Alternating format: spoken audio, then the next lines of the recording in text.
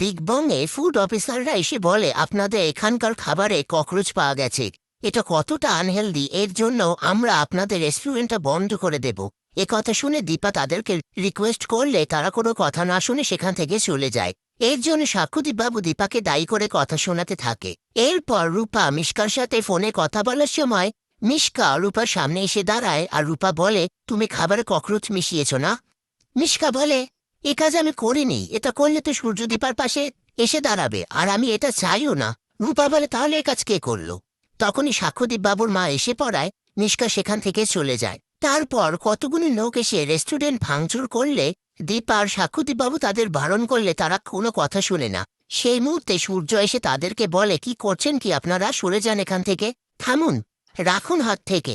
এরপর তারা বলে খাবারে ককরোচ পাওয়া গেছে, যদি কারো শরীর খারাপ হতো তাহলে কি হতো, এর জন্য মারা দরকার। সূর্য বলে, আই নিজের হাতে তুলে নেবেন না, তাহলে কিন্তু আমরা এখানে পুলিশ ডাকতে বাধ্য হব। দীপা কোনো ভুল করেনি, আমি প্রমাণ করব, অসুবিধা আছে কোনো? এ কথা শুনে তারা সেখান থেকে চলে যায়। তারপর সাক্ষ্যদীপ বাবু আবারও দীপাকে কথা শোনাতে থাকলে দীপা বলে, কি করলে আপনি বিশ্বাস করবেন যে আমার দিক থেকে কোনো ভুল হয়নি?